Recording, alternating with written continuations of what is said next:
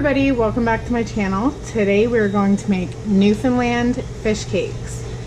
So right now what I have is about 3 to 3.5 pounds of potatoes. I'm going to bring them to a boil and then I'm going to mash them roughly. You want some kind of chunks in there.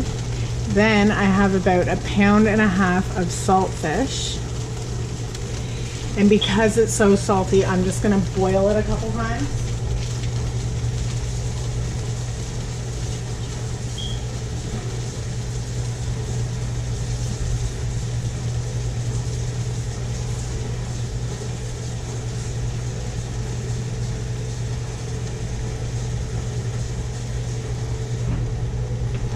So I'm just going to put it back here and I'm going to boil it maybe 2 or 3 times to get some of that salt off of there.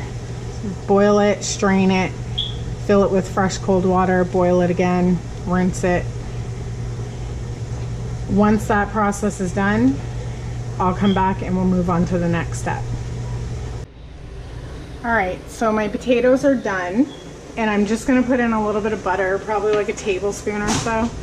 And I'm just going to mash them up a bit. You don't want them completely smooth.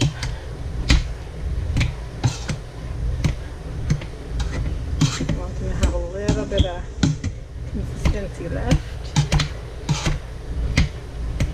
Okay, that's probably good right there.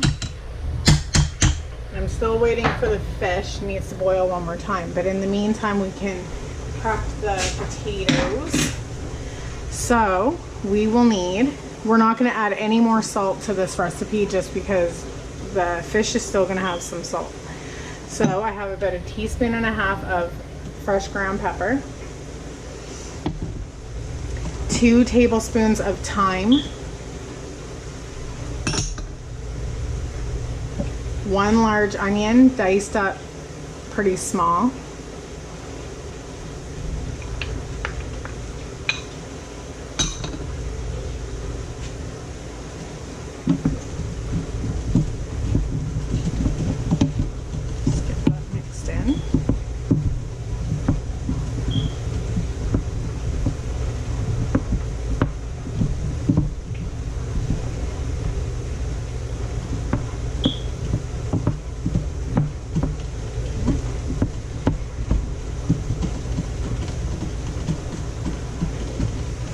and I have about 1/4 cup of flour, just all-purpose flour. I'm going to put that in.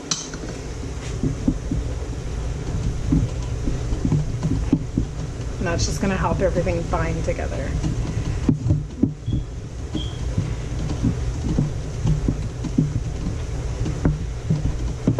Okay. So I'm going to let this cool down while my fish is finishing up. And we'll come back and we'll finish up.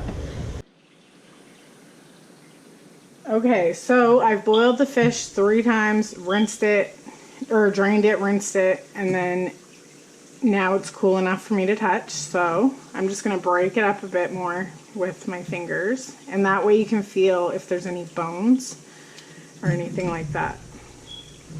And you don't want giant chunks of fish.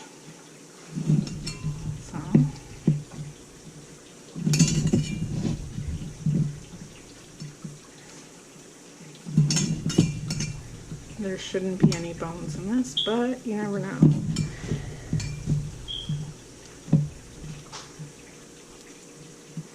This is a good make-ahead meal too, just because you can freeze them. So after you're done cooking them, you would just place them on a parchment-lined cookie sheet and then freeze them like that first, and then put them in a bag after they're frozen, and then seal them up. Alright, so that seems good. So now, bring over the potato mixture, and I'm going to put all that fish into there.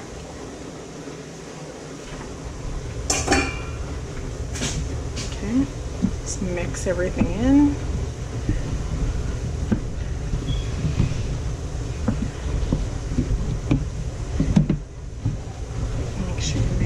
really well.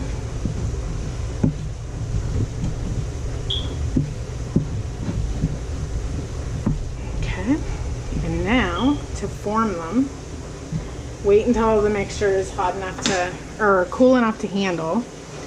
You can use like an ice cream scoop if you want to, but I'm just gonna form them. So just go like this, and then press them down a little, just like that.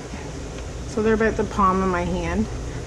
And then you have about 1/2 cup of flour that we had reserved, and we're just gonna dredge them a little bit in the flour and set them aside until we're ready to cook them. So I'm gonna continue to do this. I'll come back and I'll show you how to cook them. All right, so I made up 4 of them just to show you what I'm gonna do. So I have my pan on medium-high heat, and I'm gonna add some vegetable oil.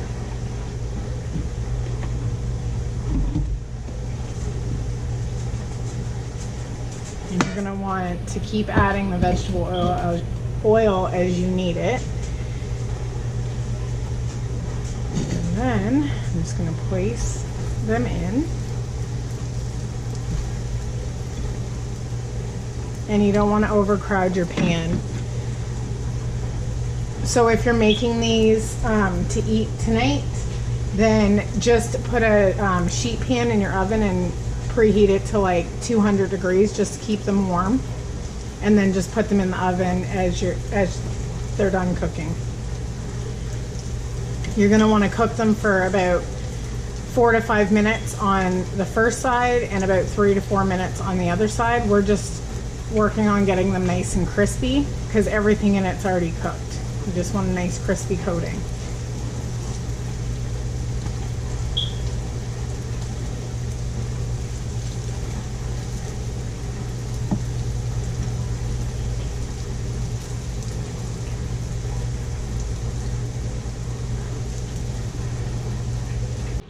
All right, so I'm just flipping them over.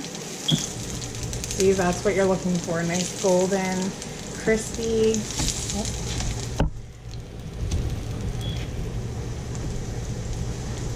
All right, just let them cook for another 3 or 4 minutes on this side, and then you're good. And then just keep continuing to make them.